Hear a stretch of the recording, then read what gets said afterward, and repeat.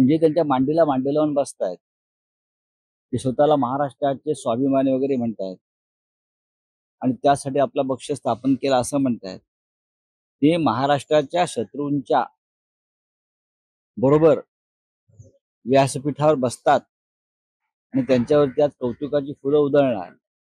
हे चित्र महाराष्ट्राला एकदा ह्याची देही ह्याची डोळा पाहू द्या. म्हणून म्हटलं की या निवडणुकीनंतर काही सुपारीची दुकानं बंद होणार, ती कायमची बंद होणार. जो महाराष्ट्र के खिलाफ जो नेता शाहजी और मोदी जी एक साजिश कर रहे, उनके साथ राज ठाकरे बैठेंगे और पूरा महाराष्ट्र देखेंगे 4 जून के बाद।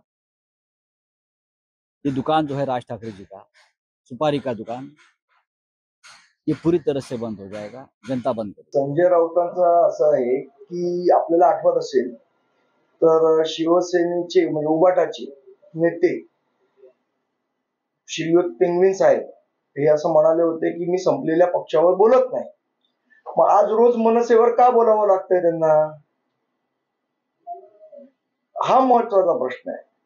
याचाच अर्थ ते आज जे काय म्हणाले की 4 जून नंतर हा पक्ष संपलेला असेल, सुपारी घेणारे संपलेले असतील वगैरे, यांच्या पायाखालची वाळू सरकलेली आहे.